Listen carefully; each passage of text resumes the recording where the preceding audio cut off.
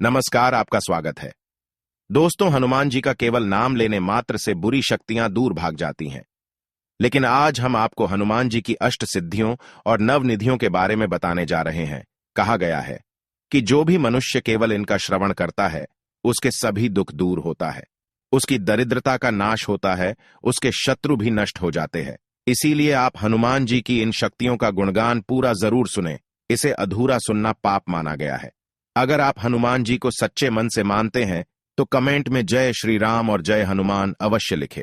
दोस्तों, गोस्वामी तुलसीदास जी द्वारा रचित हनुमान चालीसा हनुमान जी को प्रसन्न करने के लिए सबसे सरल और शक्तिशाली स्तुति है। हनुमान चालीसा की अनेक चौपायों में हमारी हर समस्याओं का समाधान भी छिपा हुआ है। इन चौपाइयों का प्रत्येक व्यक्ति के जीवन में महत्वपूर्ण योगदान है।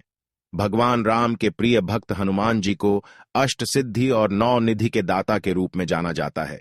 हनुमान चालीसा की एक चौपाई, अष्ट सिद्धि नव निधि के दाता असवर दीन जानकी माता। अर्थात हनुमान जी की भक्ति से व्यक्ति के जीवन में 8 प्रकार की सिद्धियां और 9 प्रकार की नीतियां साकार हो जाती है। लेकिन क्या आप जानते हैं कि यह अष्ट सिद्धि और नवनिधियां क्या है?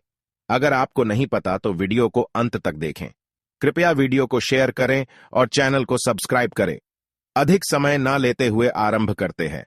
दोस्तों, विश्व भर में सबसे मूल्यवान वस्तु 9 निधियां हैं, जिन्हें पा लेने के बाद किसी भी प्रकार के धन और संपत्ति की आवश्यकता नहीं रहती। हनुमान जी के पास 8 प्रकार की सिद्धियां थीं। इनके प्रभाव से किसी भी व्यक्ति का रूप धारण कर सकते। वे अत्यंत सूक्ष्म से लेकर अति विशालकाय देह धारण कर सकते हैं। जहां चाहें वहां मन की गति से पल भर में पहुंच सकते हैं। और भी कई सारी शक्तियां हनुमान जी में हैं। हनुमान चालीसा के अतिरिक्त मार्कंडेय पुराण और ब्रह्म वैवर्त पुराण में भी अष्ट सिद्धियों का उल्लेख किया गया है। वह 8 सिद्धियां अणिमा, महिमा, गरिमा, लघिमा, प्राप्ति, प्राकाम्य, इशित्व और वशित्व है। सबसे पहली सिद्धि अणिमा है। इस सिद्धि के बल पर हनुमान जी कभी भी अति सूक्ष्म रूप धारण कर सकते हैं। इस सिद्धि का उपयोग हनुमान जी ने तब किया था जब वह समुद्र पार करके लंका पहुंचे थे। इस सिद्धि का उपयोग करके हनुमान जी ने संपूर्ण लंका नगरी का निरीक्षण किया था। दूसरी सिद्धि है महिमा। इस सिद्धि के बल पर हनुमान जी ने कई बार विशाल रूप धारण किया है।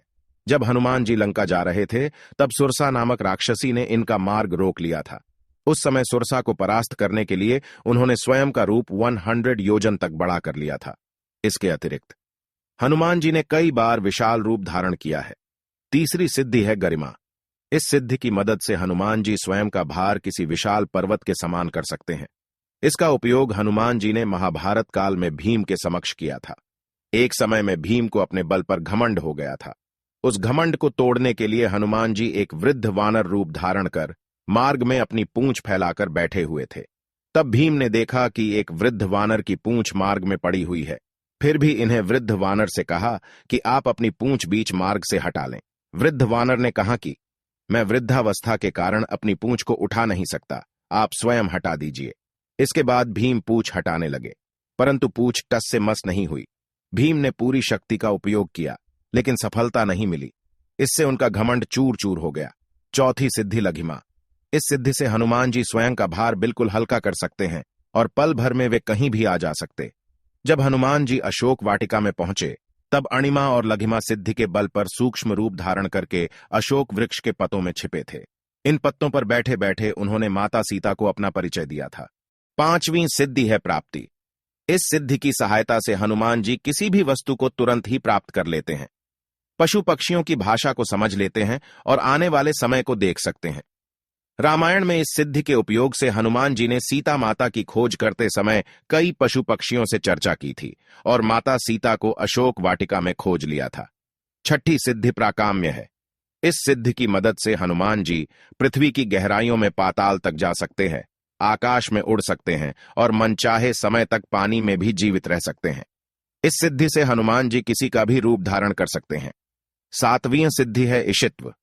इस सिद्धि की सहायता से हनुमान जी को दैवीय शक्तियां प्राप्त हुई हैं। इशित्व के प्रभाव से हनुमान जी ने वानर सेना का कुशल नेतृत्व किया था। इस सिद्धि के कारण ही उन्होंने सभी बंदरों पर श्रेष्ठ नियंत्रण रखा था। साथ ही इस सिद्धि से हनुमान जी सेना में घायल हुए सैनिकों को भी पल भर में ठीक कर देते थे। अष्ट सिद्धियों में से अब आखिरी सिद्धि है वशित्व। इस सिद्धि के प्रभाव से हनुमान जी जितेंद्रिय है और मन पर नियंत्रण रखते हैं। वशित्व सिद्धि से हनुमान जी किसी को भी अपने वश में कर सकते हैं। इसी के प्रभाव से हनुमान जी अतुलित बल के धाम है। यह हनुमान जी की 8 सिद्धियां थीं। अब हम आपको उनकी 9 निधियों के संदर्भ में बताएंगे। यह 9 निधियां हर किसी के जीवन में कार्य करती। 9 निधियां इस प्रकार हैं: पद्म निधि, महापद्म निधि, नील निधि, मुकुंद निधि, नंद निधि, मकर निधि, कच्छप निधि, शंख निधि और खर्व निधि। पद्म निधि। पद्म निधि लक्षणों से संपन्न मनुष्य सात्विक होता है तथा स्वर्ण, चांदी आदि का संग्रह करके दान करता है। महापद्म निधि से लक्षित व्यक्ति अपने संग्रहित धन आदि का दान धार्मिक जनों में करता है। नील निधि से सुशोभित मनुष्य सात्विक देश से संयुक्त होता है। उसकी संपत्ति 3 पीढ़ी तक रहती है। मुकुंद निधि से लक्षित मनुष्य रजोगुण संपन्न होता है और वह राज्य संग्रह में लगा रहता है। नंद निधि युक्त व्यक्ति राजस और तामस गुणों वाला होता है और वहीं कुल का आधार होता है। मकर निधि संपन्न पुरुष अस्त्रों का संग्रह करने वाला होता है। कच्छप निधि लक्षित व्यक्ति तामस गुण वाला होता है, वह अपनी संपत्ति का स्वयं उपभोग करता है। शंख निधि। शंख निधि एक पीढ़ी के लिए होती है। इस निधि को प्राप्त व्यक्ति स्वयं की ही चिंता और स्वयं की ही इच्छा करता है। वह कमाता तो बहुत है, परंतु उसका परिवार गरीबी में ही जीता है। खर्व निधि। खर्व निधि वाले व्यक्ति के स्वभाव में इन सभी निधियों के मिश्रित फल दिखाई देते हैं। तो दोस्तों, इस प्रकार से शास्त्रों में हनुमान जी की शक्तियों का वर्णन किया गया है। अगर आप हनुमान जी को सच्चे मन से मानते हैं तो कमेंट में जय श्री राम और जय हनुमान जी अवश्य लिखें। साथ ही वीडियो को लाइक करें और चैनल को सब्सक्राइब करें। आप सभी का धन्यवाद।